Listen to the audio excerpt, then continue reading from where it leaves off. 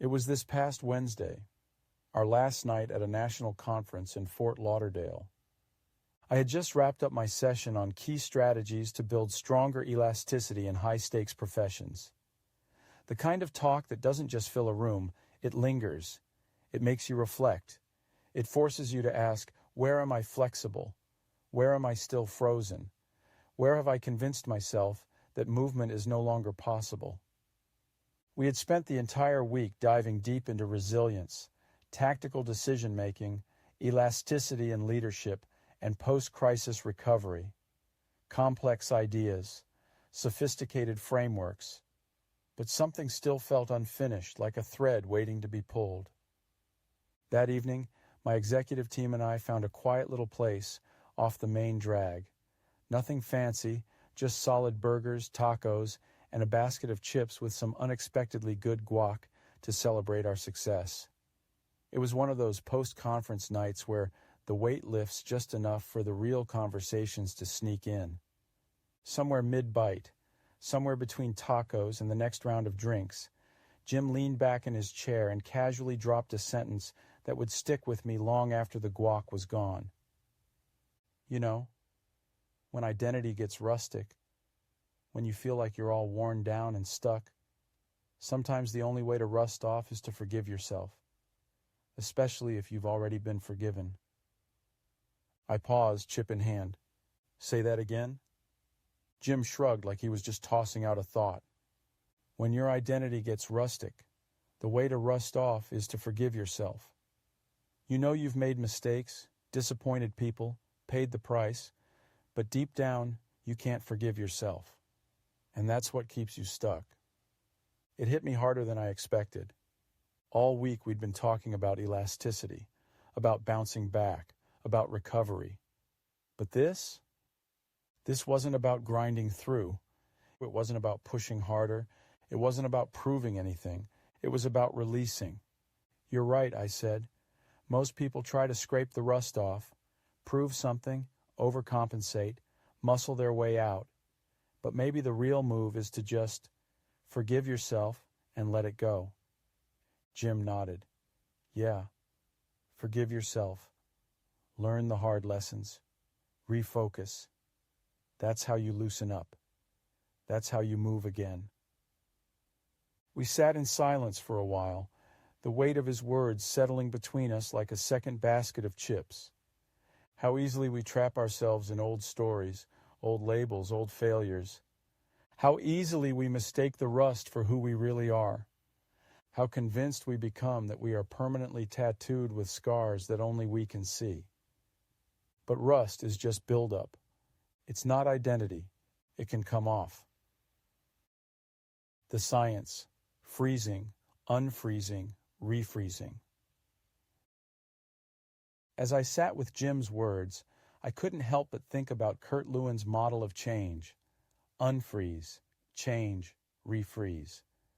We often get stuck in the frozen version of ourselves, a hardened identity shaped by mistakes, regrets, and the wear and tear of life. When that happens, our identity becomes rustic, immobile, stiff, corroded. We start wearing our rust like it's part of us, when in reality, it's just what we've accumulated along the way. Forgiveness is the heat that begins the unfreezing. It softens the rigidity. It loosens what's stuck. It allows for a new vision, a new story, a new purpose. It's the oil, it's the cloth, it's the quiet decision to stop carrying what no longer serves you.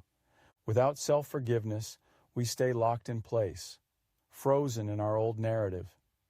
But forgiveness initiates movement. It's what shifts the story and clears the corrosion. And only then, only in that softened, unfrozen state, can we refreeze into a new, healthier form. A form that can bend, move, and grow. Forgiveness is not weakness. It is courage in action. It's not about forgetting what happened. It's about releasing its hold on who you can become. Funny how you can spend a whole week at a national conference and the thing that sticks with you most comes over burgers, tacos, and guac on the very last night. The bear tied it all together for me. Tonight I sat down to watch episode 9, season 4 of The Bear on Hulu. I knew the season was a roller coaster, but I wasn't prepared for how deeply this episode would drive home the very conversation I had just experienced. In the episode, Carmy finally visits his mother, Donna, who has been sober nearly a year. Donna, the gravitational center of so much unresolved pain, finally finds the words she has long withheld. I'm sorry. Her quiet apology is more than a moment.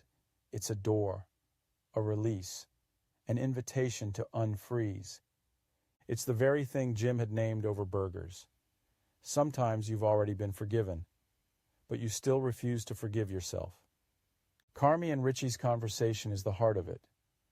Richie, whose journey from volatile to steady has been one of the most beautiful arcs in the series, challenges Carmy directly. You shut us out, Carm. You don't trust us. You don't trust yourself. Richie isn't just venting, he's fighting for Carmy to see what everyone else sees.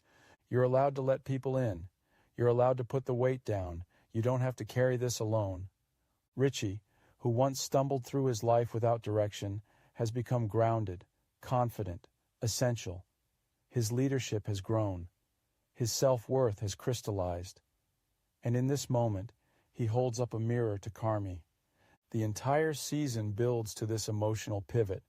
It's not about whether the restaurant succeeds, it's about whether Carmy can finally forgive himself.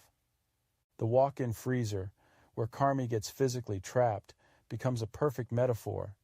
He's not just stuck behind a jammed door, he's trapped in his own perfectionism, self-doubt, and fear of failure. Sometimes the freezer door is locked from the inside.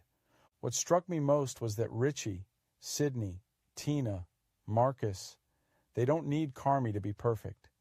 They need him to be present. The restaurant's success doesn't hinge on Carmy alone. It hinges on the team, the magic of collective agency. Not one hero, not one savior, but the synchronized efforts of flawed, growing people who show up for each other, even when things are messy. There's no grand speech, there's no flawless reconciliation, there's just presence, there's just effort, there's just quiet forgiveness. That's what made it real, that's what made it earned. Conclusion: the courage to forgive yourself. The conversation with Jim over burgers and the conversation between Carmy and Richie in The Bear both land in the same place. You don't need to grind harder. You need to release. If you're feeling stuck, if you've been dragging around some old rust, start there. Forgive yourself. It just might be what gets you moving again. You're not frozen forever. The door can open. You can move. You can refreeze into something freer, lighter, more aligned.